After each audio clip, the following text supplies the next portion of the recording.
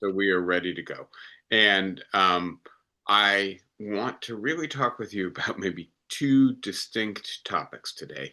And they're both kind of composite or synthetic topics. And I couldn't think of a clever way of unifying them. So I've just got things to keep track of in the middle of May. And so the first congregation, right? Iran and the war and the negotiations, climate change, fertilizer, and famine. And so I'll be really quick at the outset about this.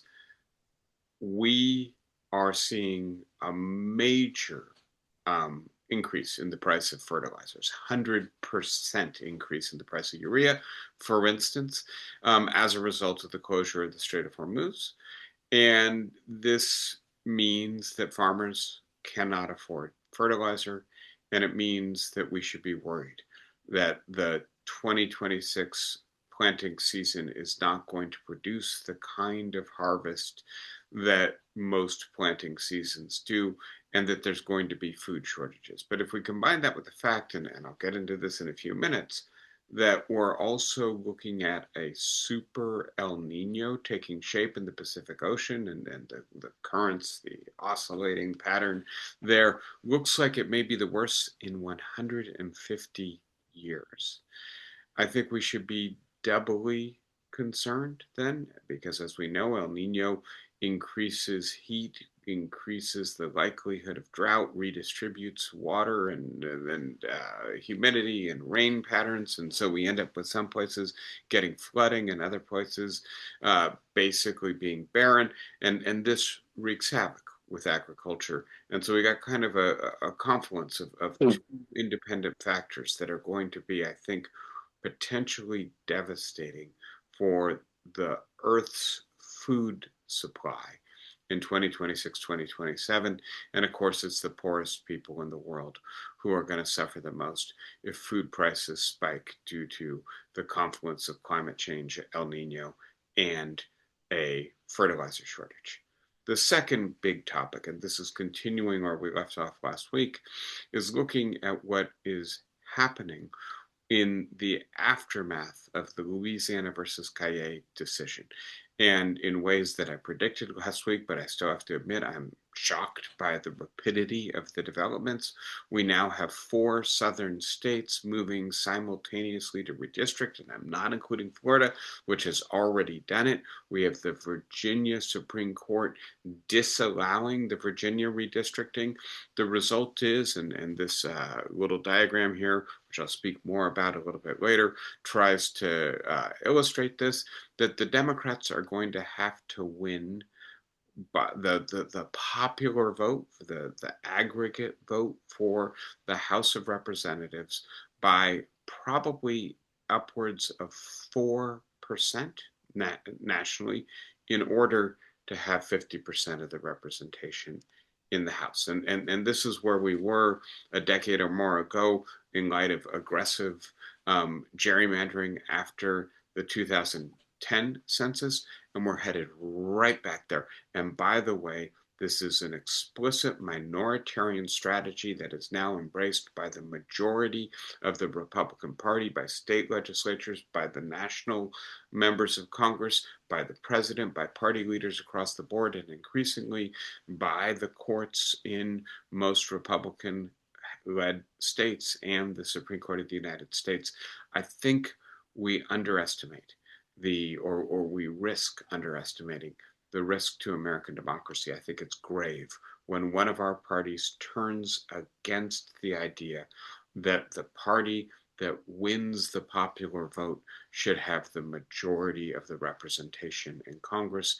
And for a decade now, Donald Trump has been working to get the Republican Party converted into the kind of party that is anti proportional representation, anti democratic, anti constitutional, and against the rule of law if it gets in the way of a strategy of maximizing partisan advantage during elections using any tool at your disposal, including slicing the electoral districts so that they prevent the majority from effectively expressing their will, and so that they systematically disenfranchise the growing and ascendant proportion of our population who is non-white.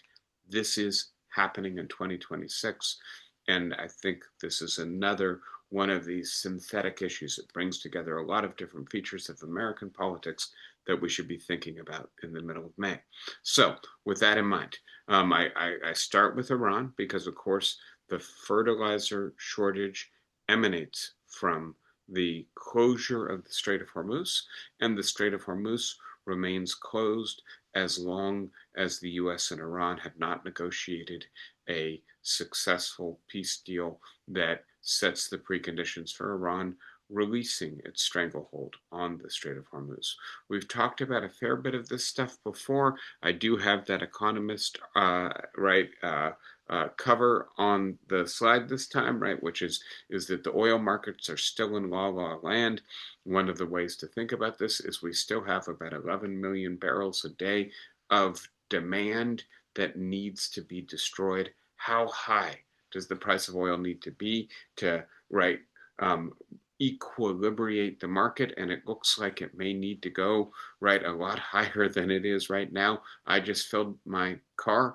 Cost me $100. I know I'm not in California, so it could cost even more.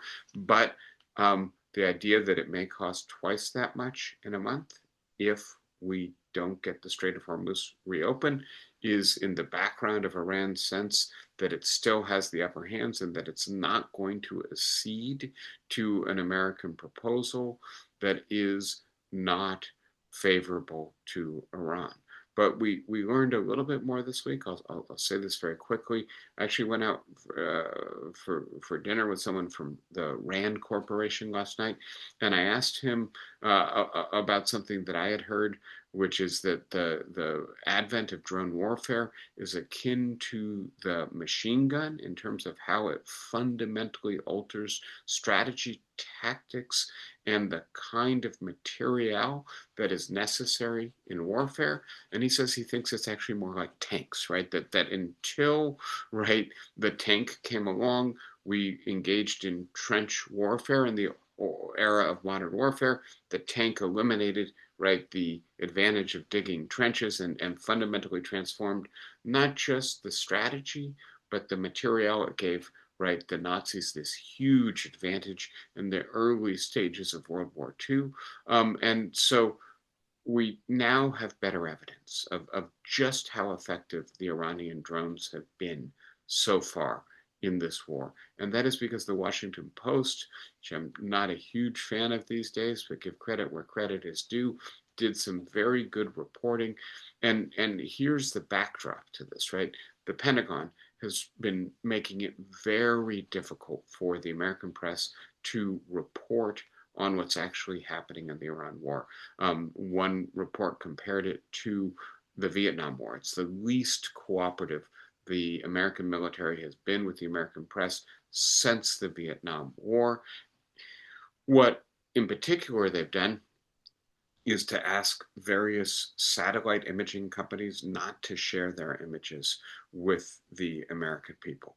And so the Washington Post used the sources that it was able to gather, and it compared pre-war to post-war images in a variety of sensitive facilities in the Gulf, and found that the Iranians had successfully targeted 228 separate facilities. And one of the things that's striking about these images is how precise the strikes are, that there aren't lots of craters or pockmarks around the target. It looks like only the target itself has been hit.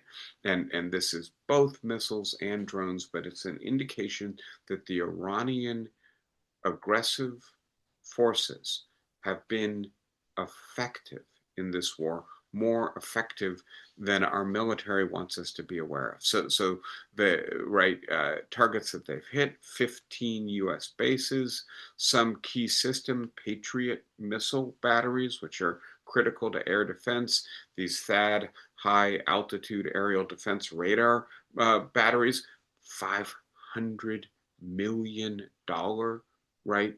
Equipment batteries. I think three of them have been destroyed. Our communications, our fuel, our aircraft, right?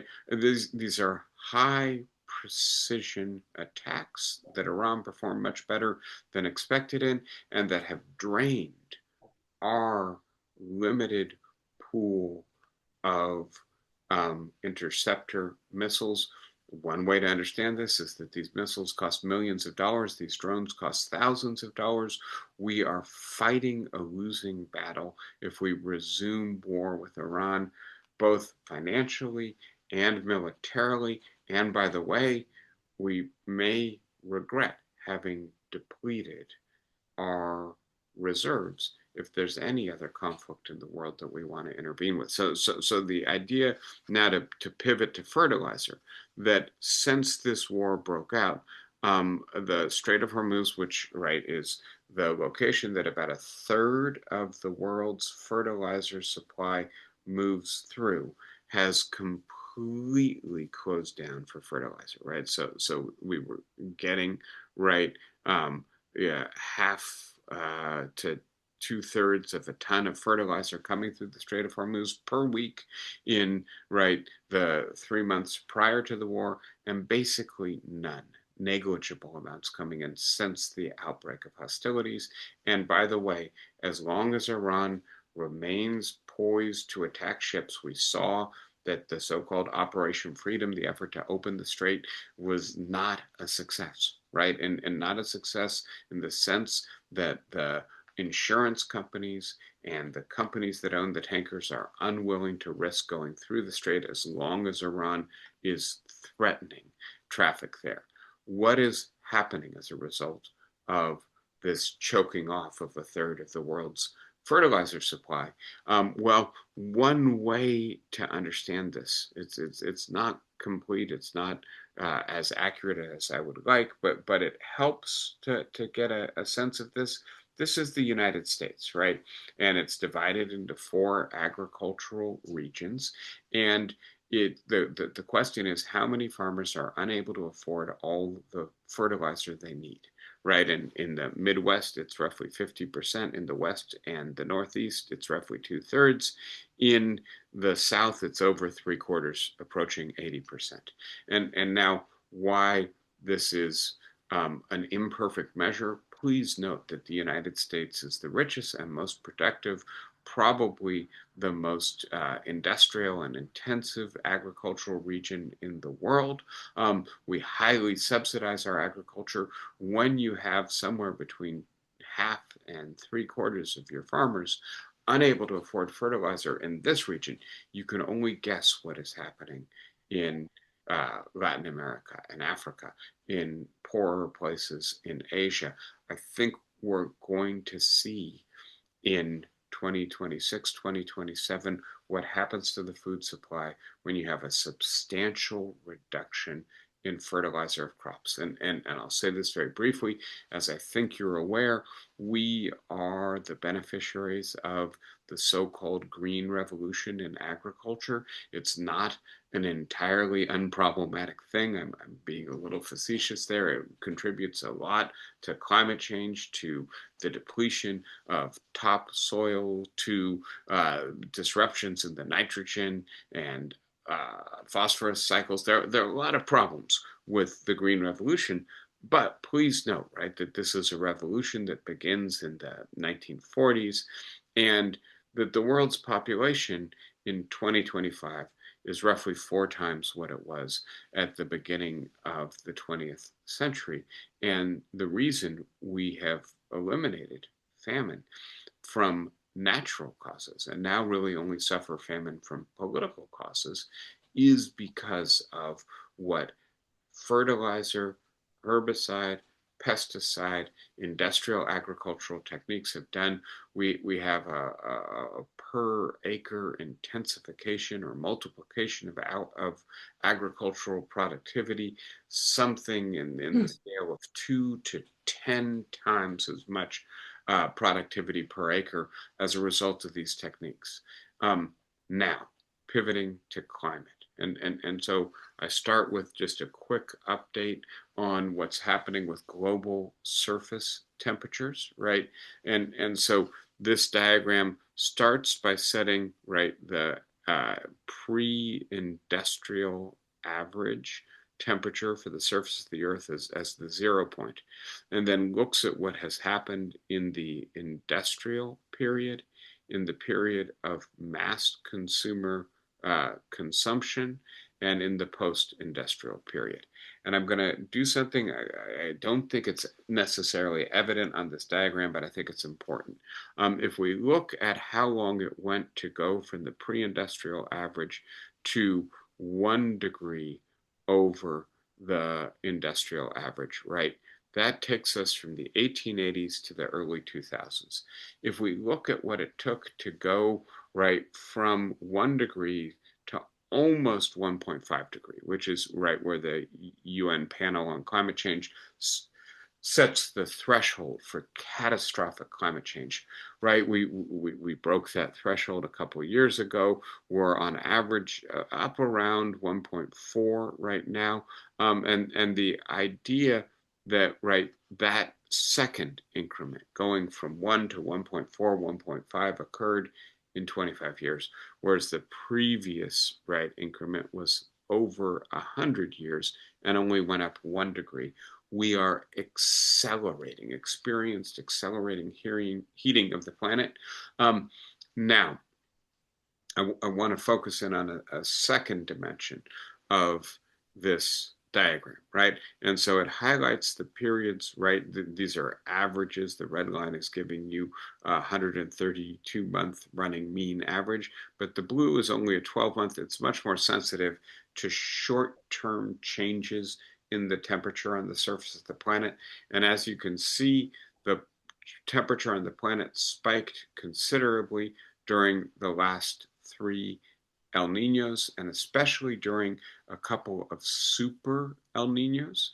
And so just to be as clear as possible about this, right, an El Nino is a Yeah. event that occurs in the Pacific Ocean, and affects temperatures worldwide. And the complicated explanation of why it occurs can be simplified by looking at the strength of certain patterns in the atmosphere and what they do to the surface water in the Pacific Ocean. So these are prevailing or so-called easterly trade winds, and what they do is they push warm surface water westward, away from the coast of South America and Central America, and push them much further out, much closer to Asia, right? But when those trade winds weaken, stall, even actually reverse, so please note they're moving in the opposite direction, at least for portions of the area, then warmer water pools in this large area in the Pacific, right? And the result is that it's much hotter for most of the planet, right? The warm air spreads over South America, North America, Asia, I'm sorry, Africa and Europe, right? And the change in the pattern also affects rainfall. The idea that we have super El Ninos and average El Ninos, and then, I'm sorry, I don't know what the right word is, but I'll call them super duper El Ninos. And so this pattern can be more or less severe, more or less protracted. And what we know is that in the 1870s, there was a massive El Nino, and that it caused severe problems all over the world. It caused famine. It caused changes in weather patterns that caused drought as well as floods.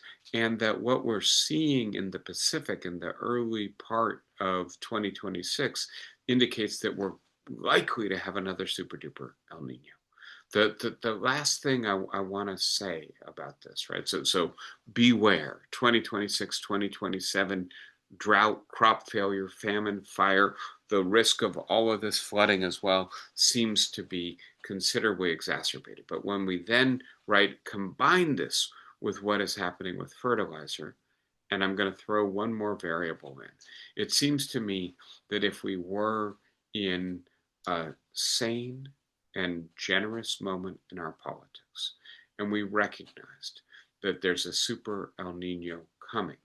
And by the way, please note that the American government pays its farmers not to actually plant on a substantial portion of American cropland, maybe as much as 20%, that we pay our farmers to grow corn for ethanol that we really don't need, right?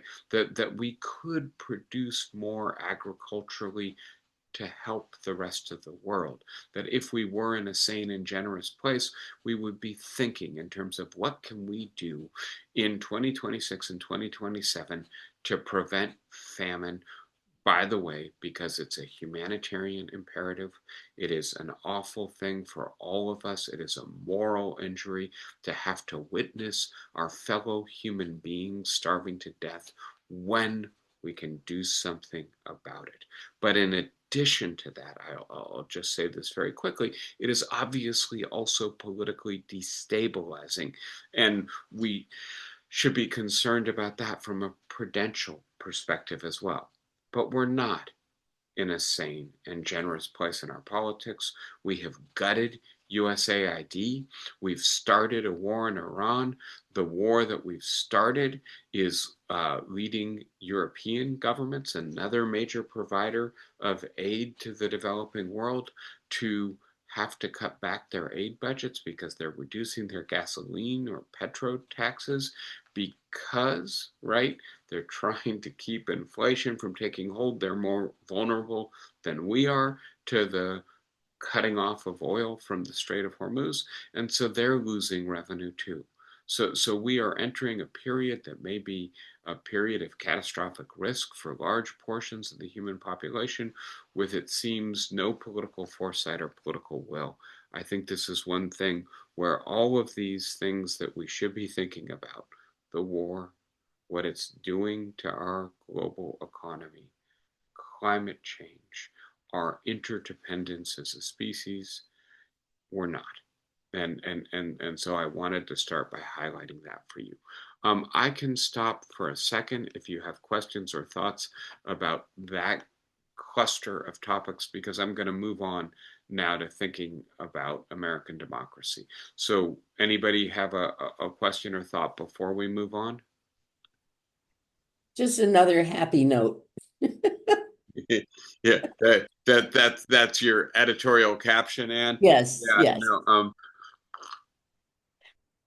I take it you don't come to these sessions for uplift. Hopefully, you have other activities and occasions that do that for you. I call it as I see it, but I do pay attention to what I think is morally weighty, right? You know, this is something we might be able to do something about if we only were focused, concerned, generous, and so I do think it's important to call attention to it. But yes, Anne, I know I it's not know. happy news. Anybody else before I push on? Just how similar this is to the Dust Bowl. Yeah, yeah. We'll have to see, Hannah. And obviously, the Dust Bowl is before, right, the advent of the Green Revolution. But I would just point out to you, right? My mentor was from Oklahoma, and you know, it's not just that this devastated the population that had lived on an agrarian economy in the Midwest of the United States, but when the drought and sustained dry conditions hit, the topsoil blew away. Right, the meaning, right, the literal meaning of Dust Bowl refers to that, right, wind-driven removal, and I happen to know someone who's working on bioengineering new topsoil, and there may be some really productive approaches coming out. Let us hope in the near future. He's having trouble getting investors interested in it. But the idea that if we don't engineer topsoil, and it's still speculative or experimental that we're able to, it often takes 10,000 years for topsoil to form. It is biologically incredibly dense. There are, I think it's a billion living, right, creatures in a square centimeter in terms of the biome of the topsoil. It's incredibly complicated stuff, and if it blows away, it's very hard to regenerate. Yeah, so thank you, Hannah. That's a good historical parallel. Anybody else before we continue? All right. So as always, feel free to jump in whenever you want. I'm going back to Erwin Chemerinsky, and if you remember, I quoted a brief quote from this leading constitutional law scholar's recent book, "No Democracy Lasts Forever," and the idea that a minority has figured out how to use the Constitution's democratic structure to create permanent minority rule. That this was in the context of looking at the Supreme Court decision from 10 days ago, Louisiana versus Callais, that is, it seems, the final nail in the coffin of the Voting Rights Act. The Voting Rights Act has not officially been overturned. There's, I think, some dishonesty in saying that, because it's made essentially a dead letter, an empty vessel, impotent instrument for accomplishing its intended effects, right? Which was to empower racial minorities to have a proportionate impact on our politics by being able to represent people of their choosing. And the idea that one of the worries is that if we leave, right, the Voting Rights Act on the books, what's it there for? Is it going to be used now to strike down democratic efforts to create minority majority voting districts, but not used to invalidate Republican efforts to disenfranchise or to completely dilute the voting impact of African Americans and other racial minorities? I really am not putting anything past this party and this court at this point. So the reason I returned to Chemerinsky is because of the way this passage concludes, which I didn't quote to you last week. It is time, so the second highlighted passage, it is time to begin thinking about what succession might mean and contemplating what shape it could take that would preserve what is best about the United States. To go forward, we must acknowledge that the root of many problems is the Constitution itself, and we need to confront the enormously difficult task of repairing or replacing it. So I want to focus a little bit on this idea of either succession or constitutional repair or replacement. And so, to begin with, we will have to see what happens in 2026 and what happens in 2028 as the Callais decision, which is a decision in a string of decisions, all of which move the United States in the direction of a kind of naked, partisan, no holds bar wrestling for maximal advantage in districting in ways that will result in a less representative, less accountable system of government for the majority of people in the United States, and especially for racial minorities. How much damage this does, how much anger it gives rise to, will determine, I think, whether or not this question about succession moves up the Overton window. If you're familiar with that concept, right, this is the window of political possibility. And so to give you a quick example, right, I think it's around 2010, 2011, Joe Biden says he thinks the Obama-Biden administration is in favor of gay marriage. And Barack Obama says, wait a second, Joe, you're too far over your skis. That's not what we're saying. What we're saying is we're in favor of gay domestic partnerships, right? And a couple years later, the Supreme Court actually says, using the 14th Amendment and the idea of equal protection under the law, that if you're giving the right to have a marriage legally recognized to heterosexual couples, you have to give the same right to homosexual couples. And lo and behold, it's kind of a shrug. It turns out the vast majority of the American population is fine with that decision. It had moved very quickly from this fanciful, crazy idea that we would give nationwide rights to gay people to marry to being something actually perfectly viable and plausible. How quickly does the idea that California and New York, and then we could go through, but the vast majority of the population of the United States lives in blue states. How quickly did the deep blue states start thinking about we cannot continue down the path we're on, which is a path of permanent minority rule in which institutions like the Senate and the Electoral College and now aggressive, naked partisan gerrymandering create conditions in which, although we consistently get the majority of the popular vote, we are consistently the minority in the institutions of government. And by the way, the minority that has majority power disregards us, doesn't want to talk to us, doesn't want to compromise or deliberate with us, just wants to cram their agenda down our throats. We call this democracy? No, this is minority partisan tyranny, and we're sick of it, right? And what happens then? But let me back up for a second and note that I think part of the way Chemerinsky is framing this is to make us see, well, if we're not going to succeed, and by the way, that's going to be a huge, messy proposition. How exactly does it happen? And will, the remaining states allow the states that want to leave to actually leave? Please note what that means. Sorry, I am muting everyone because we're obviously getting some feedback. Is that the majority of the population and the majority of the economic activity of what used to be the United States breaks off and forms other countries or one country. It's hard to know exactly how this takes place. But what about less aggressive, less destructive or disruptive alternatives? And so fixing the Constitution seems like an incredibly heavy lift.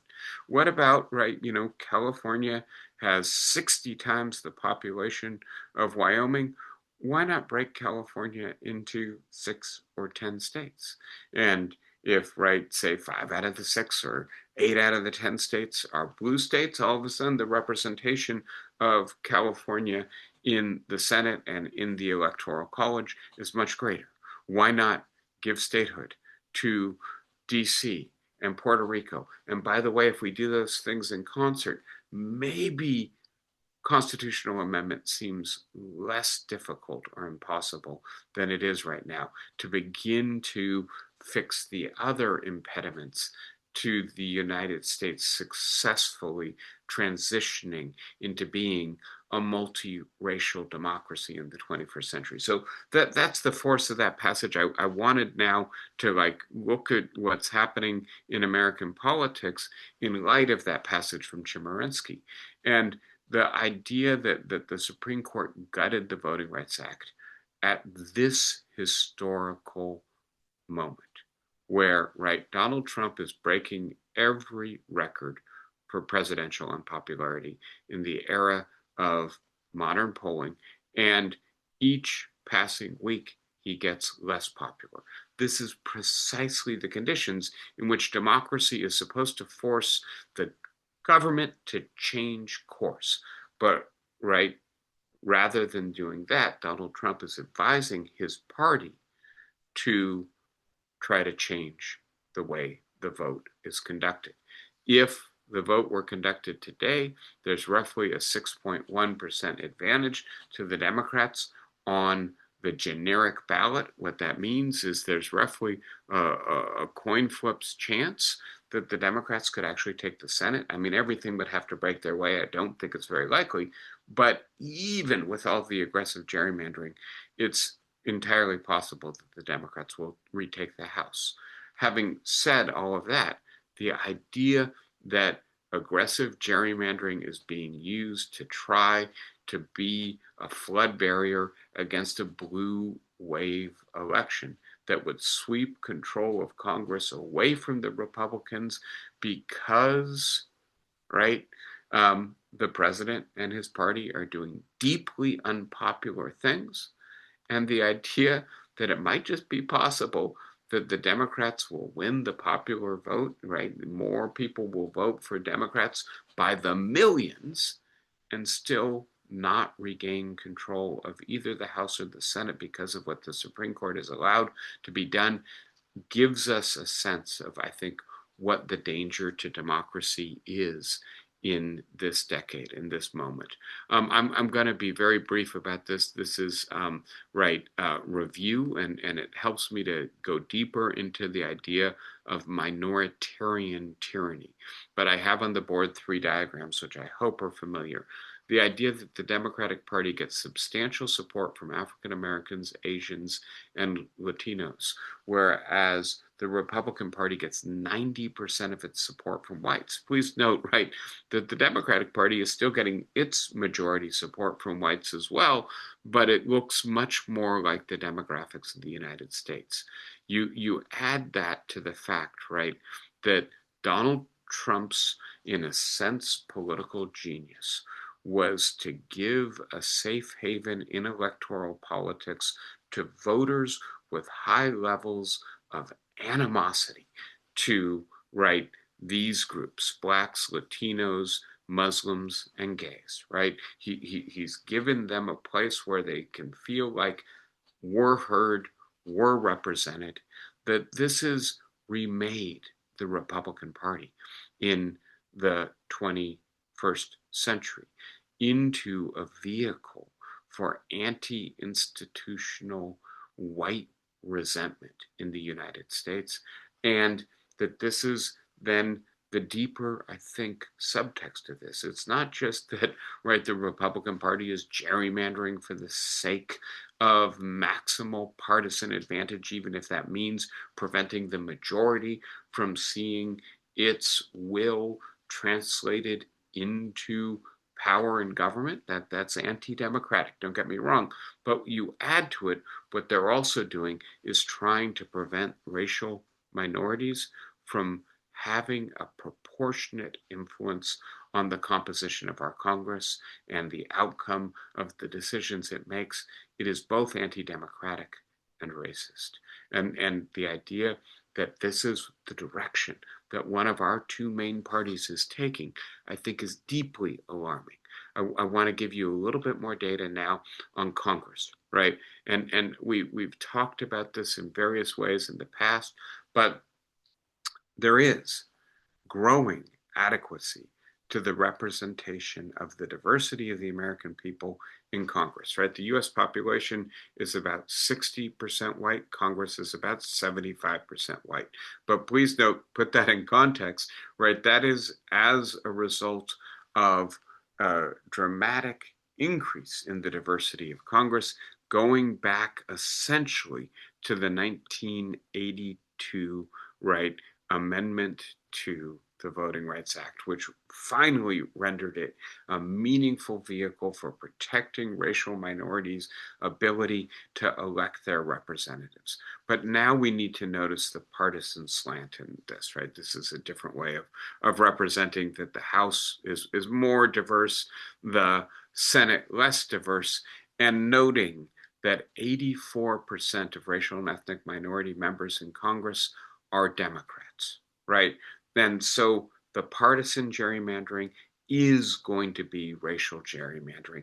It's impossible to disentangle them. And what we see, I hope I've got my next map as the right map. Well, let me go here first, and I think I got rid of that map. Yeah, I was worried about this. But what we will see, Alabama, Tennessee, South Carolina, Mississippi are all redistricting right now, right? I mean, you may have seen in Louisiana, the governor issued an executive order to put off the primaries for Congress until July, right? It's just crazy to right be conducting an election in November and not know who your candidates are until the middle of the summer. But it gives the state time to reprint all its ballots. It's telling its voters not to vote on the right congressional primaries that have already been printed. And it's not Louisiana alone. Alabama just asked the Supreme Court for emergency authorization to redistrict now. And so to get a feeling for what this is going to do to racial representation in the United States, right? And I want to be as clear about this as possible. If we systematically disenfranchise a substantial portion of our population on the basis of race, we have no business calling ourselves a democracy. We have no business calling ourselves a republic, if you prefer that language, right? And so the idea that we've maybe been a democracy twice in our history, in the immediate aftermath of the Reconstruction era, the 14th Amendment, the 15th Amendment, the occupation of the South, we got 2,000 elected African Americans, and it lasted basically a decade. And as soon as Reconstruction was over, as soon as the Northern troops withdrew and the Ku Klux Klan and the Dixiecratic Democratic Party became active, we went right back down to no meaningful racial representation for African Americans. And this is, I'm afraid, a pattern that will not be completely reproduced. I think states like California and New York are going to continue to do their best to allow their minority populations to be roughly proportionately represented. But boy, I do think it's going to be a bloodbath in the South. So let me not go through too much of this again. I just hope it's clear, right? That almost as soon as, right, the Voting Rights Act became an effective instrument of government, we began to see an increase in the diversity of our representatives in national government. Almost as soon as the Supreme Court began attacking the Voting Rights Act, we began to see a decline. This is, right, the Supreme Court's hostility. This is the map I was looking for. As you can see, Louisiana, Mississippi, right, Tennessee, Alaska, Alabama, right, all currently have Democratic representatives who are people of color, and all of those seats are likely to be eliminated 2026, 2028. And this is part of the Roberts Court's most important legacy. I have to be careful. Maybe, it's Dobbs or the revocation of the right to abortion, but this is one of the pillars of the Roberts Court. It's fostering racial tyranny, oligarchic, disproportionate, and minoritarian rule. And there's a string of decisions here. I'll be quick. Bush v. Gore, right, which potentially gave the election to the person who didn't win the election, right? Stopping Florida from doing a recount. I'm not saying that that's what actually happened, but it was the Supreme Court rushing in to prevent the people's will from being registered. Citizens United, followed by McCutcheon, right? Two decisions that essentially open the floodgates into the place where we have billionaires spending as much as the rest of the American people to determine the outcome of our elections. These are essentially decisions that 70, 80% of the American people stably report that they disagree with, but the Supreme Court says too bad, right? And the result is that our elections are the most expensive elections in the world, and that the representation of the rich is overriding the views of the majority of the population. We have Janus versus AFS CME and Cedar Point Nursery versus Lasid, two cases about unions' ability to spend on political speech and organize. And please note, at the same time that the court is opening the power of the rich to spend limitlessly on elections, it is eliminating the power of unions to spend on elections. This used to be called the countervailing power, right? You know, the working people of the United States may not be able to spend individually anything like what the oligarchs can spend. But if we pool our resources, if we organize ourselves in elections, then we might be able to countervail the power of the wealthy. The Supreme Court has prevented us from doing that. Rucho v. Common Cause says, right, that the Supreme Court is not going to do anything about gerrymandering. In the 14th Amendment, we're very clear, right, that we need to have a meaningful system of one person, one vote. And yet, right, gerrymandering seems to be very clearly diluting or repressing the equal power of the vote. And the Supreme Court basically washed its hands of it. And now, in this most recent case, Louisiana versus Callais, it's saying, by the way, it's perfectly legitimate for the parties to gerrymander. And I don't know if you heard the debate in the Alabama legislature this week, but that's exactly what the Alabama Republican Party is saying. Is there's nothing wrong with us just trying to draw the lines on the map so that no Democrats ever win in our state, right? Which, remember, they don't win in the absence of enforcement of the constitutional right to an equal power via the vote.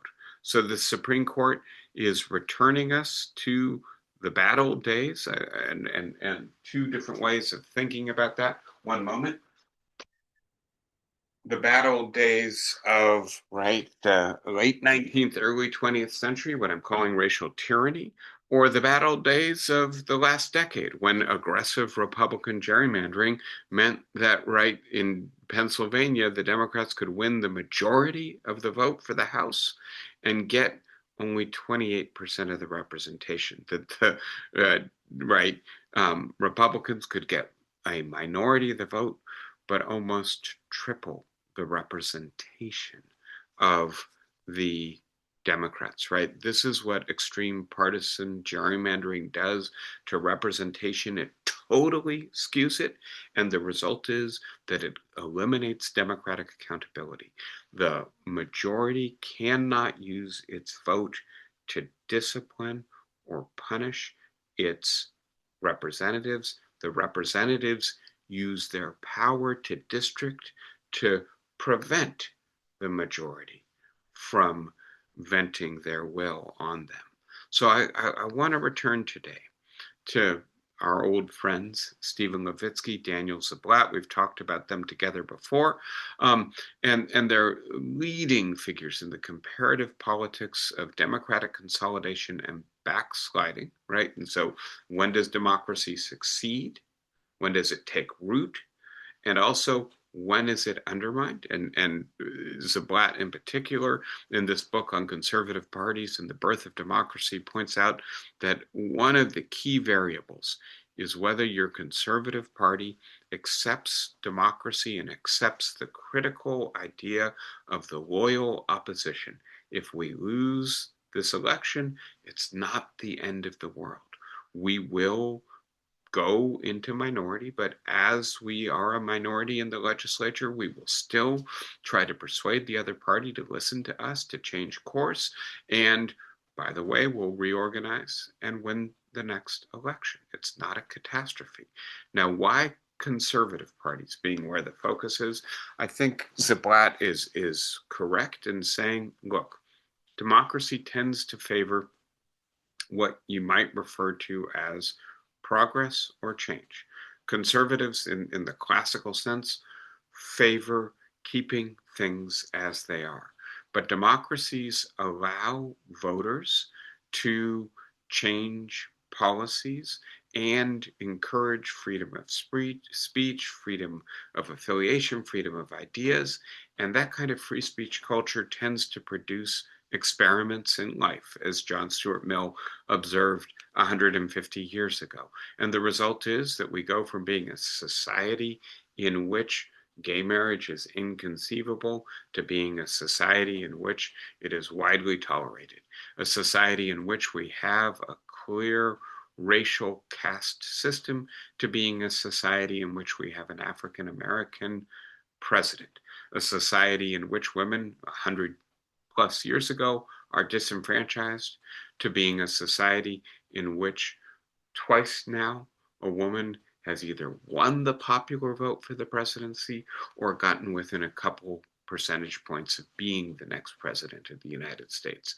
That tends to create a sense of panic by conservative voters and the party that represents them. Do they nevertheless say it's not the end of the world if we lose, or do they instead say, look, democracy is dangerous to people like us, and therefore we have to undermine or overthrow it? And so when we get to how democracies die, their claim is essentially it's when the political parties turn against democracy.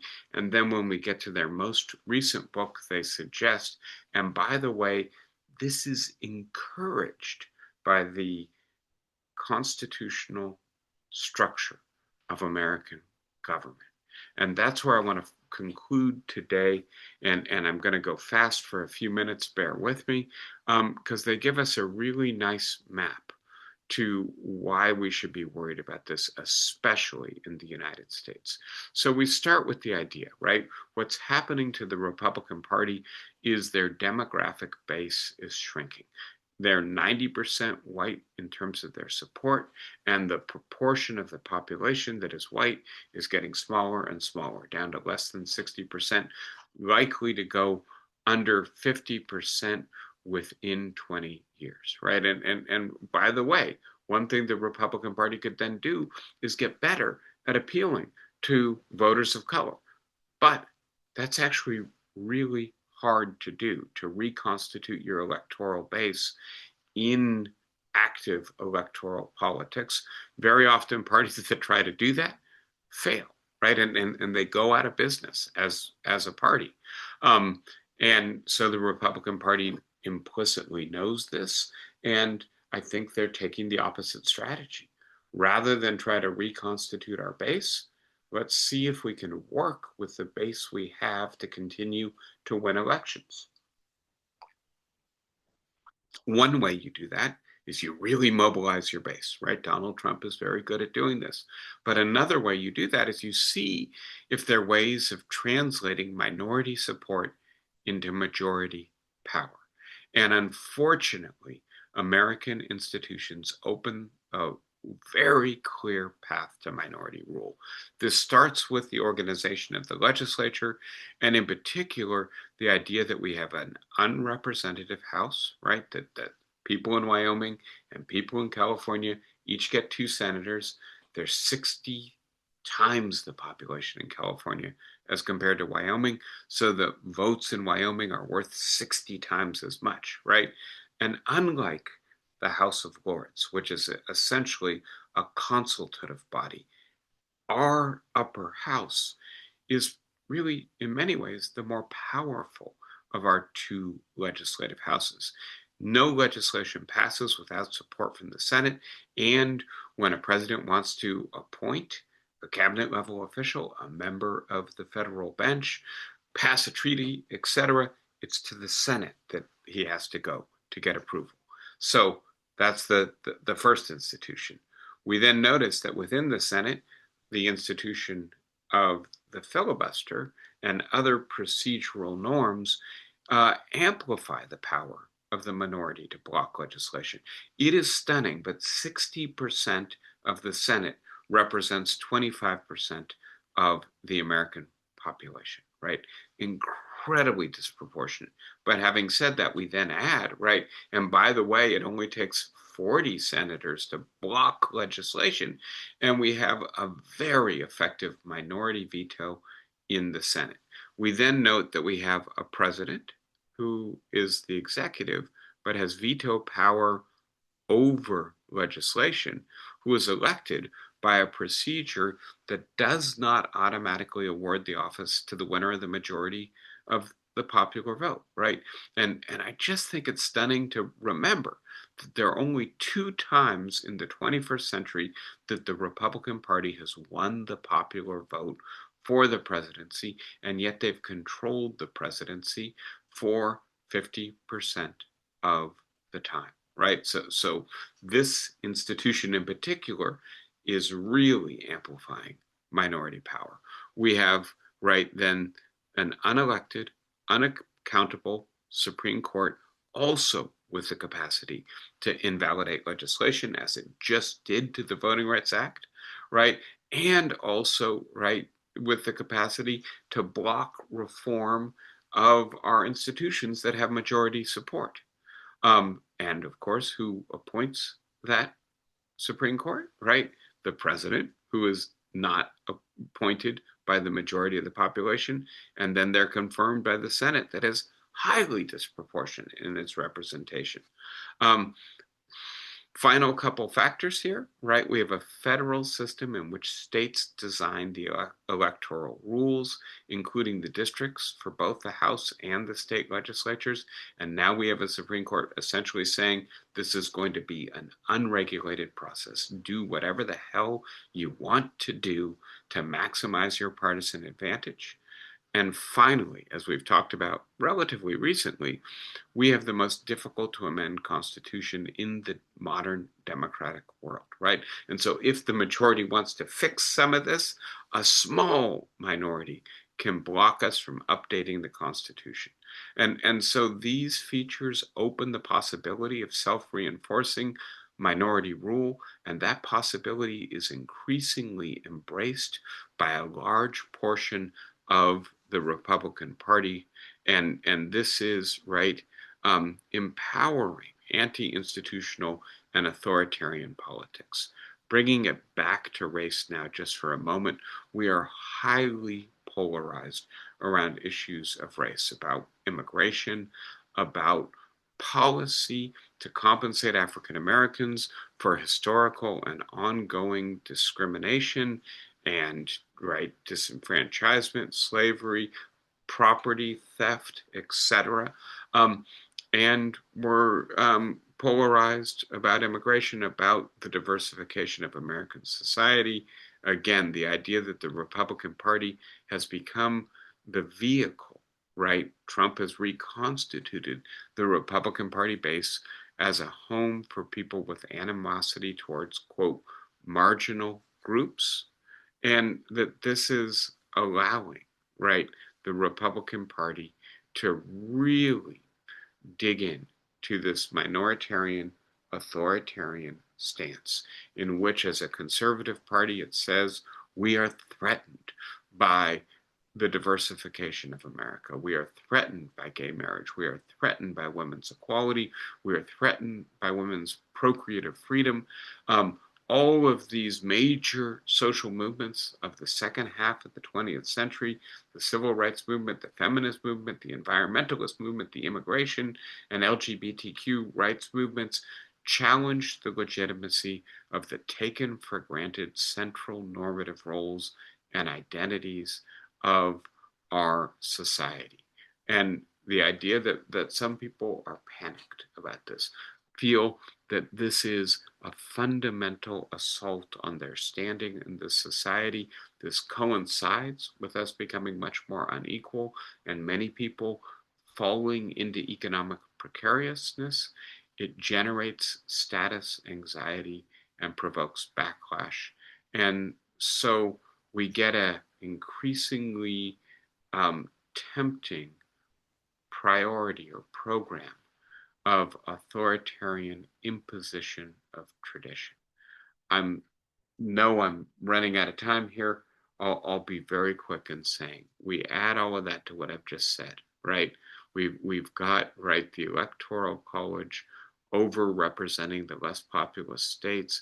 We have this peculiar, right, way in which we've fractured geographically, with the less populous states being wider and more conservative, and the more populous states being more diverse and more liberal.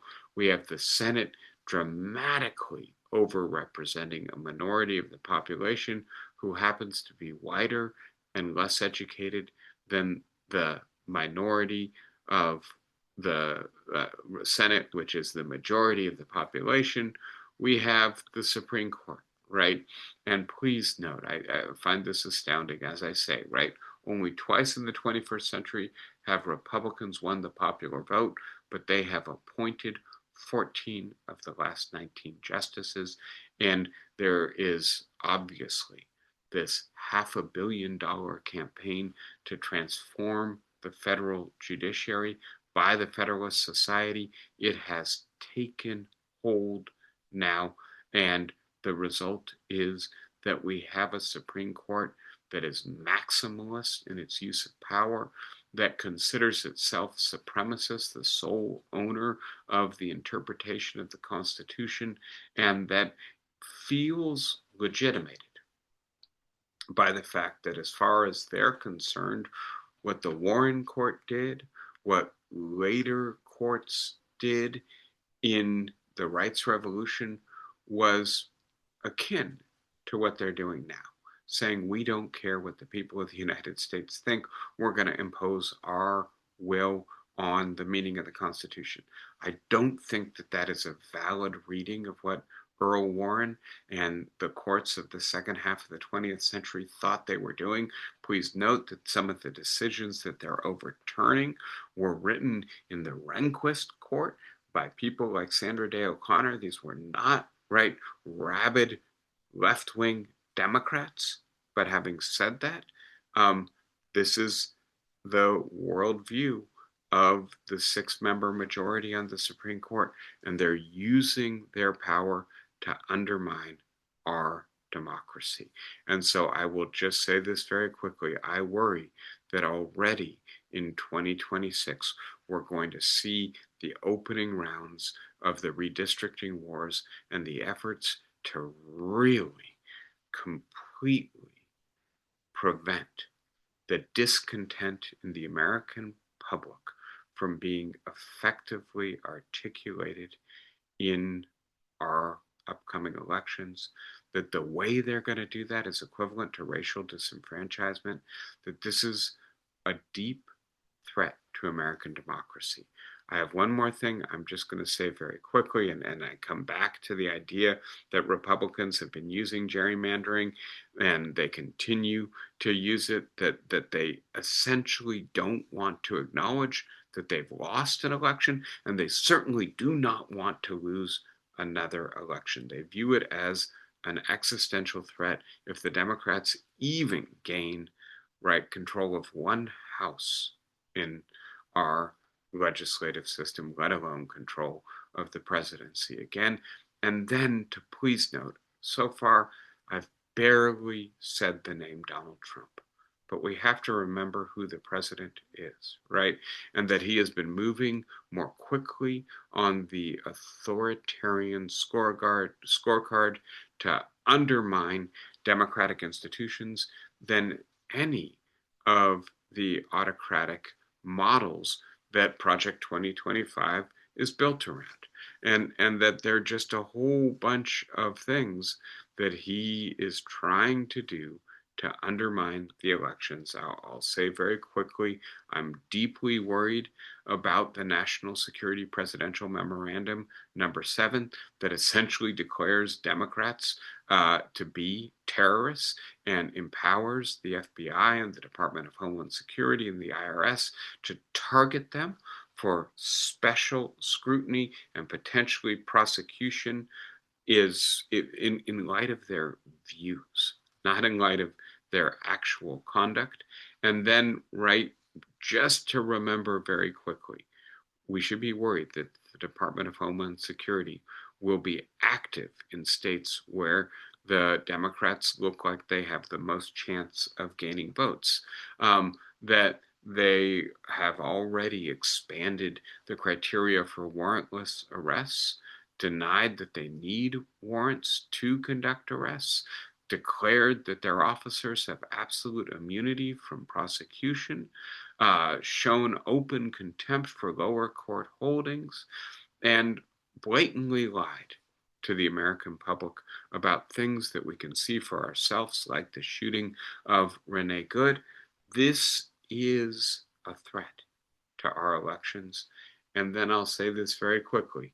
We'll have to talk about this on another occasion. I've been coming up to speed as best I can about presidential emergency action declarations, these highly secretive presidential memorandums that give the president the power to essentially act unilaterally in emergency conditions without congressional authorization or consultation. We don't know, but we're beginning to hear just some whispers that Donald Trump may have put these kinds of action declarations in place in the buildup to the 2026 election. So I think while we should be worried about the courts, about the state legislatures, about gerrymandering, about redistricting and racial disenfranchisement, we should never neglect that Donald Trump will be an independent source of mischief, of efforts to attack the elections. And so, yes, I'm waiting for Ann to say more cheery news, but the idea that this is a second big thing that we should be thinking about, that I think maybe, yeah, the Callais decision is calling it to our attention, but I'm not sure we yet fully appreciate the gravity of the threat to democracy and how difficult it is going to be to address the threat, given the way the Constitution and the current composition of the Supreme Court and the complete monopoly on the institutions of the federal government of the Republican Party, the ruthless way in which they're using their power to try to stack the deck to prevent the Democrats from punishing them for unpopular policies. I'll stop there. Plenty to chew on, I know. Who wants to start us out? Take the first bite.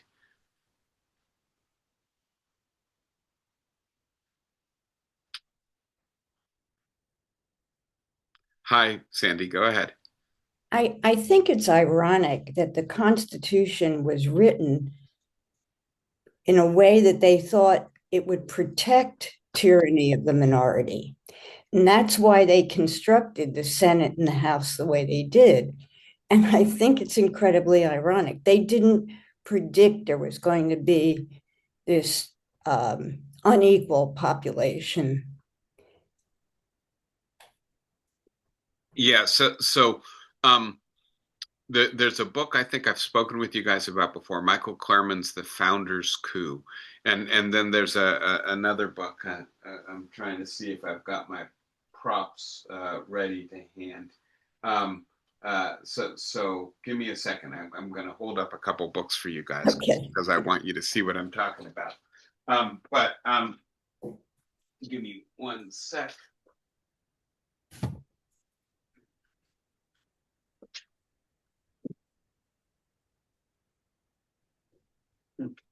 Maybe I can't. Maybe I can. Let's see. Oh well, I got the one I was referring to. I'm not going to be able to get the other one. But so this is Michael Clarmon's really compendious study, The Framers' Coup. And then the other book I wanted to find, but I can't, is called The People Themselves. And they have a similar theme. And the theme is that, yes, the Constitution was written at a moment of panic by the elite about the way in which the revolution had let the people's demand for democracy go to excessive levels. And so the Constitution was an effort to contain the democratic genie, to put it back in the bottle, right? And then please note, right, that half the states were slave owning states, and that they in particular were concerned that they be insulated from the possible vote to abolish slavery from the northern states. And so they wanted features that also protected them from democracy in that way, right? And so you're absolutely right. But what these books also call our attention to is that the people of the United States took this anti-democratic institutional architecture and forced it in a democratic direction, starting with the demand that the Constitution have a Bill of Rights, all the way through the sorry, Civil War and the 14th Amendment in particular, right? And so our Constitution is a highly ambivalent document, one that contains these features that are potentially quite minoritarian or anti-democratic, but it also contains features like the 14th Amendment that have tremendous potential to democratize us. I think what matters as much as the content of the Constitution is what we do with it, how we interpret it, how we use it. And then the real risk is that we now have a majority on the Supreme Court, and one of our two main parties that currently has control over all the major institutions of the federal government that is not interested in promoting using the democratic features of the Constitution. They want to use the anti-democratic minoritarian features to thwart democracy. And this, I think, is in part so that they can continue to do everything in their power to prevent the majority of Americans, the rising, right, proportion, plurality of the population that is non-white and non-traditional from exercising proportionate power over our policies in our society. Yeah, so thank you, Sandy. Productive comment. Anybody else today?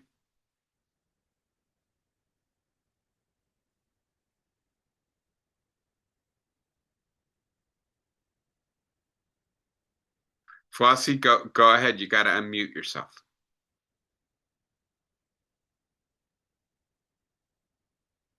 Flossie, you still haven't unmuted. You got to push and hold that button. There you go. There you go. What worries me, we all a very productive group of elderly people, but we are surrounded by a rather interesting group of working people who keep us clean and fed and happy.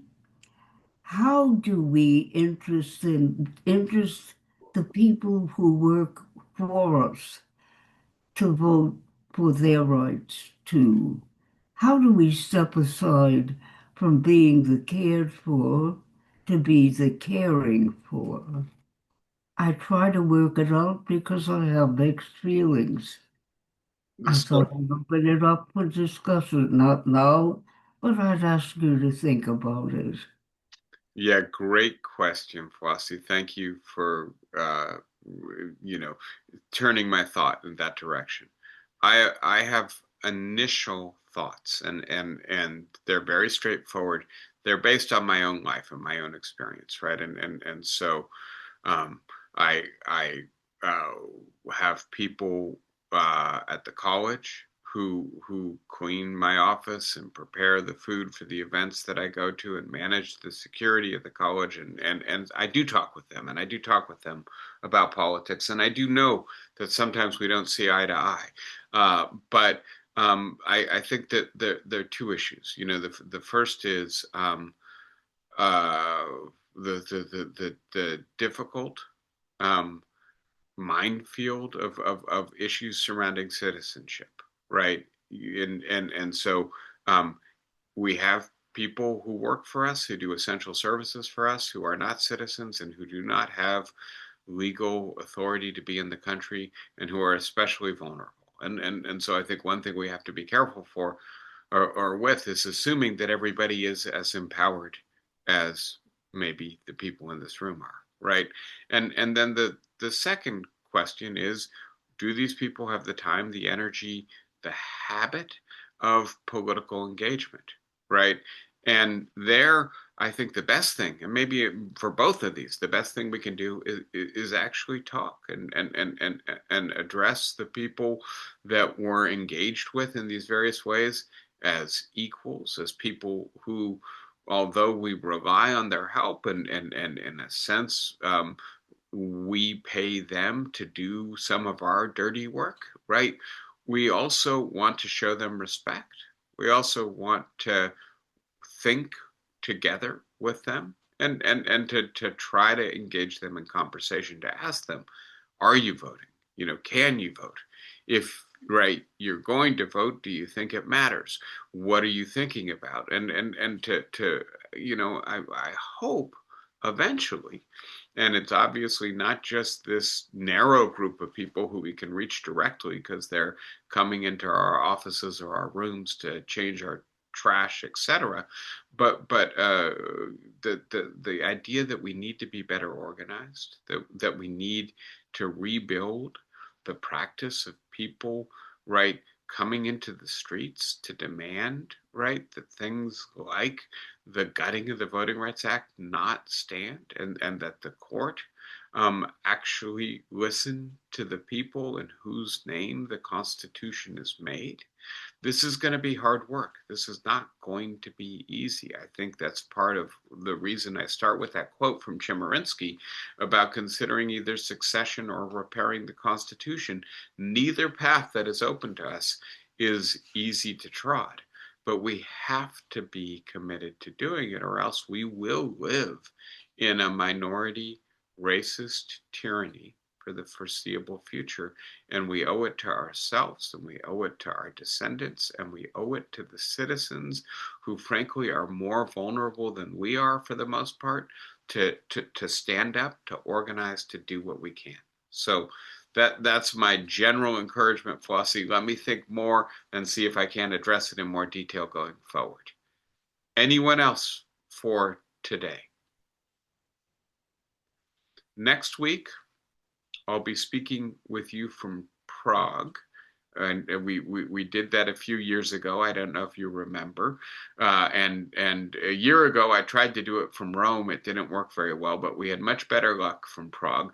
I'll be at an academic conference presenting work about how to fix democracy, and looking forward to seeing you from a still further away time zone in a week's time. Be well, everyone. Have a good week, and see everybody next Saturday. Thank you. Thank you. Pleasure as always. Bye, guys. Thank you, David. Thank you, Jonathan. Take care, guys. Bye-bye.